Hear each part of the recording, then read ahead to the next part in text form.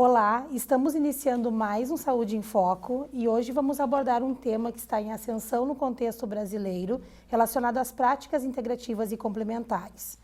Para as nossas discussões, então, estamos com a presença da professora Rosiane, do curso de enfermagem, com a enfermeira Cristina, mestranda do mestrado profissional em saúde materno-infantil, com a enfermeira Lidiane, residente em enfermagem obstétrica, com a psicóloga Thaís, do mestrado profissional em saúde materno-infantil, e o enfermeiro Andrew, também do mestrado profissional. Para abordar esse tema, então, nós vamos falar um pouquinho da área materno-infantil, então, relacionada às práticas integrativas, mas anterior a isso, eu queria questionar, professora Rosiane, como que iniciou a abordagem dessa temática no contexto da saúde, né? Em que áreas do conhecimento ela está sendo mais abordada no contexto atual e existe alguma resolução, alguma política que embase as práticas integrativas? Sim. Bom dia, então. Obrigado pelo convite. As práticas integrativas e complementares, elas já vêm sendo discutidas há muito tempo, né? São práticas milenares, assim. Mas no contexto da saúde, a gente tem mais fortemente a partir do ano de 2006, né, que entrou a Política Nacional de Práticas Integrativas e Complementares, então inicialmente com uma proposta de cinco práticas, né, para serem inseridas na atenção básica, principalmente, que é a porta de entrada dos serviços, então, em saúde, e depois, né, devido à procura, enfim, os estudos que vêm comprovando a eficácia dessas terapias, teve um aumento no ano de 2017, a inclusão, de mais 14 práticas, e em 2018 mais 10, né? Hoje totalizando 29 práticas integrativas e complementares, então, que podem ser ofertadas principalmente na atenção primária. Uhum. E vocês percebem alguma barreira profissional para aplicabilidade na prática dessas tecnologias de cuidado? Olha, assim, os estudos, eles vêm trazendo que uma das barreiras é o próprio desconhecimento, às vezes, por parte dos profissionais, né, que estão inseridos nos serviços.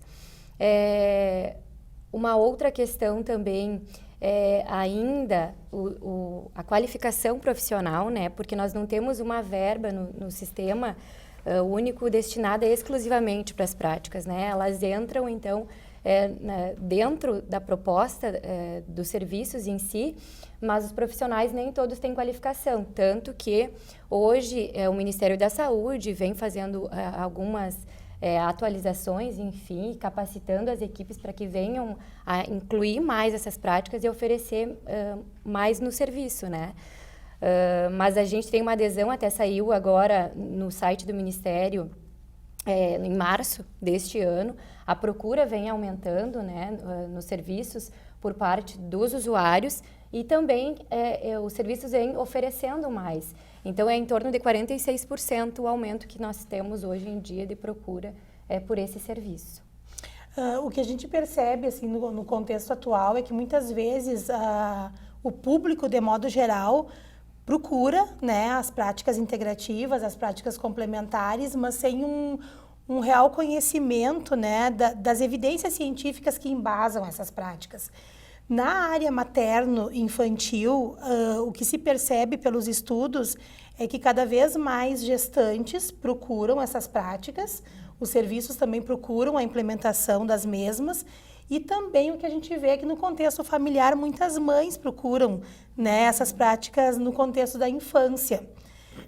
O Ministério pontuou, conforme a professora Rosiane apontou, que para algumas clínicas, inicialmente, essas práticas foram mais utilizadas ou são mais utilizadas, como, por exemplo, no caso de hipertensão e no caso de depressão. Mas na área materno, falando um pouquinho da questão gestacional, você percebe, Lidiane, no contexto da maternidade, a inserção dessas práticas, a aceitação das gestantes em relação às práticas integrativas ou na atenção primária durante o pré-natal? Com certeza, professora Cláudia. As gestantes procuram muito, principalmente de forma empírica, com familiares, principalmente os fitoterápicos, né, que são muito utilizados pela sociedade em geral, Porém, o que a gente vê é que as gestantes têm um pouco de receio de procurar um profissional para isso, de ter uma orientação do profissional da forma correta de preparo de chás, infusões. E o que se perpetua é uma forma milenar que já vem sendo feita há muitos anos do preparo desses chás, desses fitoterápicos. Então, de uma maneira geral, elas procuram tanto para efeitos da própria gestação quanto depois no puerpério. Então, elas utilizam muito, sim. Você percebe que dentre as práticas são mais, para a gestação, é mais a fitoterapia que é utilizada? Sim, mais a fitoterapia. Uhum. E no contexto da maternidade, né, quando a gestante busca o contexto hospitalar para o parto, vocês conseguem, como enfermeiros, implementar? E, Cristina, em relação à gestão também dos serviços, vocês estimulam essas práticas? Como é que é a questão da inserção delas no contexto hospitalar? O que a gente percebe é que elas reconhecem, as mulheres reconhecem os benefícios, bem como a Lidiane colocou, da questão dos fitoterápicos, e no momento do parto, isso também faz com que os profissionais apresentem outras alternativas, como a cromoterapia, a aromoterapia, musicoterapia, que são essas práticas que se alcance e que os profissionais conseguem dispor no momento do parto, né? E aí depois elas se surpreendem muitas vezes com essas possibilidades, saem um pouquinho do campo do fitoterápico, dos chás, das infusões, e elas percebem que o mundo é muito mais vasto de possibilidades dentro dessas práticas, e aí elas mesmas já vão questionando o que fazer para o bebê. E aí se surgem as outras alternativas, né? Como a questão da aromoterapia, na questão dos benefícios das cólicas, do acalmar o bebê. Então, eu acho que esse movimento ele é muito interessante porque, ao mesmo tempo que o usuário, as mulheres procuram, forçam também ao profissional estar inserido no saber mais sobre as práticas e elas sim fazerem parte do cotidiano, né? No contexto hospitalar, professora Cláudia, a maior resistência que a gente encontra são os próprios profissionais, pelo desconhecimento das práticas.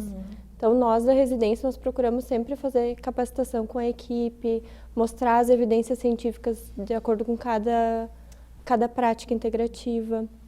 Bem como a Cristina falou, eu acho a gente vai procurando. Até a gente falar um pouquinho acerca dessa questão, o que são essas práticas integrativas, né? Na verdade, são possibilidades de cuidado que nós temos e que elas vieram não para dizer que o restante não funciona, para trocar, tanto que antigamente se chamava práticas alternativas, né? Exato, e o nome foi mudado, até para que a gente entenda que é para integrar e complementar. Então, não é para que as pessoas escolham entre uma coisa ou outra, não. É para integrar, complementar o tratamento convencional, né? E quantos estudos nós temos comprovando isso hoje? Tanto na saúde materno-infantil, né, quanto em toda a área da saúde em si, que mostram a eficácia que se tem, né, o quanto as pessoas respondem melhor quando elas buscam outras terapias, associar outras terapias, porque só vai beneficiar, né, um benefício que se tem para o paciente, para nós como os profissionais, né, porque ele vai aderir melhor aos tratamentos, entender melhor, se conhecer melhor. Então, são coisas que vêm realmente para agregar, né, aquilo que já se tem dentro dos serviços. Eu acho importante ressaltar que, assim como o tratamento convencional, cada prática integrativa ela vai ter uma indicação e uma contraindicação. Por isso, da importância de ter um profissional capacitado ofertando essas práticas e orientando cada mulher, cada criança, cada mãe, cada família, da forma melhor de se usar, né? Vocês percebem alguma alteração fisiológica no uso dessas práticas, tanto no contexto da criança como no contexto da gestação? Sim, nós temos estudos em andamento, né?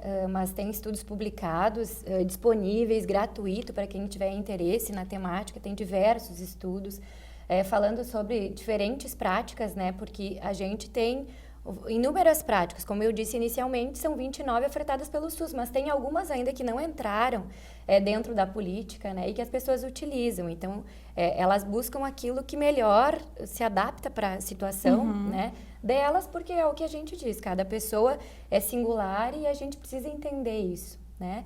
No que tange às alterações fisiológicas, nós temos algum estudo, por exemplo, tem o toque terapêutico, né, que é uma técnica de imposição de mãos, que é utilizada em diferentes situações, mas nós temos estudos, por exemplo, já que nós estamos falando acerca da saúde materno-infantil, estudos relacionados a neonatos internados em unidade de terapia intensiva, né, que realizaram todo o tratamento convencional, né, proposto durante a sua internação, e associado a isso foi, então, foi realizada a imposição de mãos por profissionais capacitados, né, enfim, e aí se obteve os resultados dos parâmetros de sinais vitais.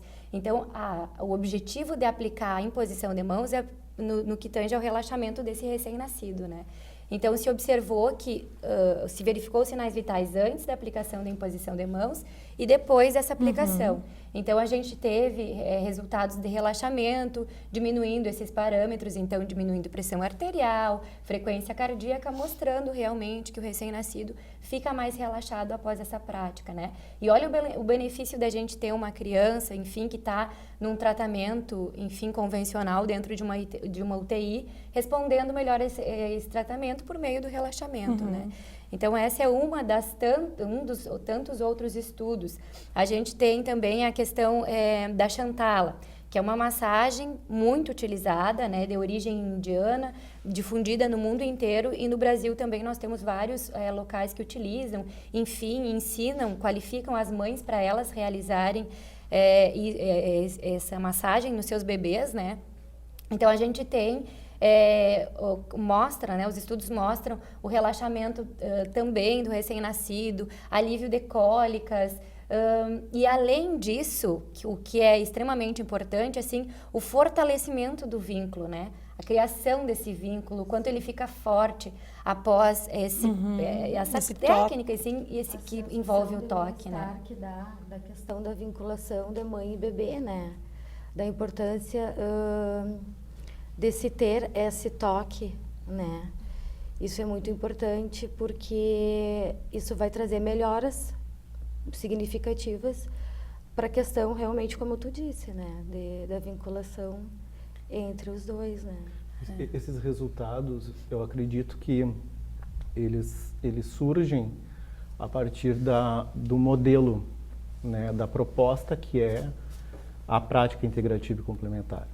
Ela tem como proposta a interdisciplinaridade. Ela tem uma proposta de cuidado transversal, de confronto ao que a colega comentou sobre as práticas atualmente convencionais. Então, para a gente poder promover um cuidado íntegro, pleno, para a mãe, durante a gestação, para a criança quando nasce, ou até quando feto ainda, por todas as questões ambientais envolvidas, esse talvez até um novo modelo de saúde, ele vem surgindo e com uma proposta muito importante, talvez até revolucionária, de ambientação e de utilização, com a possibilidade de melhorar, então, essa qualidade de vida da população também em geral. Então, sim, as práticas integrativas hoje, elas são bastante desafiadoras do ponto de vista, como a professora também havia falado, a questão dos profissionais e do seu entendimento para que esses resultados eles surjam. Então, divulgar cada vez mais as pesquisas envolvidas e as evidências que surgem do ponto de vista da razão também, elas sim são um aspecto importante por todos os seus princípios e conceitos que a própria terapia ela já traz, por ser uma arte milenar também, né? E vocês conhecem ou têm conhecimento de instituições que utilizam efetivamente as práticas integrativas com protocolos, né, pautados nessas evidências e na disseminação desses resultados? Porque a gente conhece muitos trabalhos no contexto internacional, né, relacionado às práticas. E talvez a credibilidade, né, dessa tecnologia, né, de todo esse conhecimento relacionado a cada prática tenha que estar bem pautado num protocolo específico, né, num procedimento operacional, para que a equipe também trabalhe em consonância, trabalhe em conjunto. Vocês têm conhecimento de alguma instituição que utilize pautado em protocolos, né? E quais profissionais podem aplicar essas práticas? Assim, ó, no que tange a atenção básica, né, a gente tem a Coordenadoria Regional aqui de Santa Maria, eles têm realizado alguns encontros para discutir acerca das práticas integrativas. Então, já é uma iniciativa, né, da gente fortalecer, enfim, conhecer, difundir esse conhecimento e começar, né, a realmente implementar, enfim, trazer com maior acesso à população, vindo, né, ao encontro dos princípios do Sistema Único de Saúde. Mas tem algumas unidades de saúde aqui hoje em Santa Maria que realizam, né, que ofertam as práticas integrativas e complementares. Eu sei de diversas unidades aqui que estão oferecendo a auriculoterapia, né, porque as enfermeiras receberam a capacitação pelo Ministério da Saúde. Elas fizeram um curso em parceria com a Universidade Federal de Santa Catarina, né? Então, elas se qualificaram e hoje vêm oferecendo esse serviço na atenção básica, né? E dentro do cenário hospitalar, a gente tem também a questão das residentes, né? Que vem oferecendo, que as gurias podem falar um pouquinho melhor. Lá no Hospital Casa de Saúde, nós da residência, a gente vem tendo um trabalho bem intensificado nessa área de práticas integrativas. A gente consegue ofertar hoje para as gestantes a cromoterapia, que é uma novidade, que não só as gestantes, as parturientes, os bebês se beneficiam, mas os profissionais da saúde que estão atendendo aquela mulher também passa pela cromoterapia. A musicoterapia também, questão de relaxamento. E outras que não estão ainda reconhecidas como práticas integrativas, mas que ofertam relaxamento, como a penumbra, o banho de aspersão para alívio da dor. A gente gostaria muito, né? Estamos avançando para ofertar o banho de imersão, provavelmente com algum tipo de fitoterápico, algum floral, né? Tudo isso para conseguir dar um cuidado mais integral para essa parturiente, para transformar aquele momento que é tão bonito, tão ressignificador da vida de uma mulher, mas que vem com um pouco de dor, um pouco de sofrimento atrelado. Né?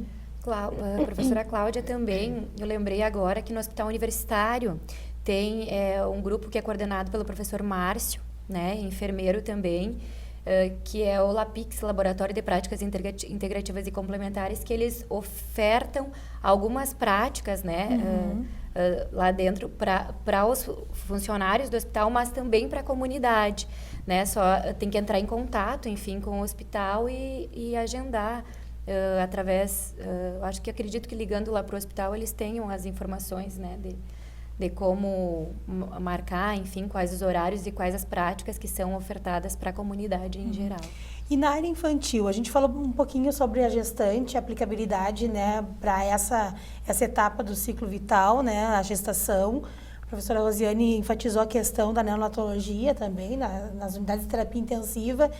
E na infância, o que a gente percebe são poucos trabalhos atrelados ao uso dessas práticas, pelo menos evidenciadas na infância. Qual seria a dificuldade da utilização na infância, ou por que a gente tem ainda poucas evidências, né, na primeira e na segunda infância de utilização dessas tecnologias de cuidado? Assim, existem algumas práticas que são utilizadas, não tem contraindicação. É importante, nós já comentamos rapidamente sobre isso, mas eu acho que é importante frisar que as práticas integrativas, na sua grande maioria, elas não têm contraindicação. Mas é importante, né, procurar um profissional habilitado, enfim, realmente, né, que tem experiência, no desenvolvimento dessas terapias, porque são terapias que mexem com a nossa saúde, com a nossa energia vital. Então, é importante a gente procurar profissionais capacitados, né, para realizar esses procedimentos. Na infância, a gente ainda tem algumas questões relacionadas que os estudos, nós temos mais estudos qualitativos do que quantitativos, né? Então, esses estudos qualitativos, eles vêm mostrando, realizados com os próprios pais, assim. Eles mostram que, às vezes, essa temática não é abordada com os profissionais da saúde, porque eles têm medo do que os profissionais, né, vão, enfim, que eles vão receber algum tipo de puxada de orelha por isso, porque estão realizando práticas que não deveriam. Mas a gente tem que atentar ao que eu falei no início, né? Existem práticas que, de acordo com o ciclo vital, então com a idade, não são indicadas para uma idade, mas depois, né? Enfim, depois que passar a questão fisiológica do amadurecimento, talvez possa ser incluída, mas em alguns momentos não são indicados. Por exemplo, o chá que se utiliza, que a gente sabe que ainda se utiliza por uma questão cultural, nos recém-nascidos, né? Tem diversos estudos, as evidências mostram, né, que não se deve dar, então, chá para crianças, mas tem que se conversar a respeito disso, né, trazer a evidência, mostrar e abrir espaço para que as pessoas se sintam confortáveis em falar conosco acerca desses assuntos, né, porque são formas de cuidado também. Então, só eu dizer que não pode também não explica, né? E aí as pessoas continuam fazendo essas práticas, às vezes acabam trazendo malefícios para a saúde, porque não se sentem confortáveis de conversar com os profissionais que têm o conhecimento acerca disso, porque eles, enfim, né, não vão aceitar, entre outras questões que a gente vê que são trazidas nos estudos. Então, como eu disse, a maioria das práticas não tem contraindicação, mas a gente tem que ter um cuidado. Então, conversar, ver para aquela fase do ciclo, inclusive no ciclo gravídico, né? A gente também tem práticas que não são indicadas no início, que são indicadas mais ao final da gestação, ou até somente no momento do parto, mas a gente precisa conversar realmente, abrir espaço como profissionais para que as pessoas se sintam confortáveis em falar acerca disso, né? E além de abrir espaço entre os profissionais, o que a gente percebe é que as universidades, de modo geral, têm integrado nos seus currículos, né, a discussão desses componentes das práticas integrativas. Professora Rosiane, você trabalha no curso de enfermagem, né, e trabalha com esse assunto também com os alunos da graduação. Você percebe que trabalhar desde o início, né, com outros componentes de cuidado faz a diferença para esse profissional depois, na maneira como ele vai atuar na atenção primária, secundária ou terciária relacionado ao assunto? Com Como é que é a aceitação do aluno também em relação a esses componentes? Nós temos, Cláudia, no curso de enfermagem, uma disciplina chamada Espiritualidade e Saúde. E dentro da disciplina da Espiritualidade e Saúde, nós abordamos as práticas integrativas, né? Porque dentro da disciplina a gente trabalha na questão do ser humano como um ser integral, então entendendo que ele é um ser biopsicossocial e espiritual, e quando a gente atende as pessoas, a gente precisa ter essa compreensão e esse olhar, né? E por isso nós trazemos as práticas integrativas como uma forma também de cuidado dentro da disciplina e discutimos, né? Então, cada prática é diferente, trazemos profissionais que estão inseridos no serviço, que têm um vasto conhecimento acerca do assunto, e a gente vê o interesse dos alunos, enfim, para a sua própria saúde, né? Então, muitos, eu gostaria disso, porque as práticas possibilitam realmente um trabalho de cura, né? A gente tem que entender que uma medicação que eu tomo hoje para depressão, ela vai anestesiar, mas ela não vai curar. Enquanto eu não trabalhar a causa do problema e realmente entender, enfim, e procurar trabalhar o que está causando aquilo, eu posso devo, claro, utilizar a medicação conforme prescrito, né? Mas eu também preciso trabalhar aquilo que está me levando a estar depressivo, né? Estar num quadro de depressão. Porque senão eu vou ficar utilizando medicação a vida inteira. E aí a gente tem da medicação também outras complicações, né? As complicações específicas de cada medicação. Então é preciso entender isso. E essa discussão a gente faz com os alunos, assim, com os profissionais que vêm do serviço, E é extremamente enriquecedor, porque nós que já trabalhamos com isso, percebemos o quanto ainda a gente tem para conhecer, né? E a riqueza que é cada discussão, assim, a cada terapia.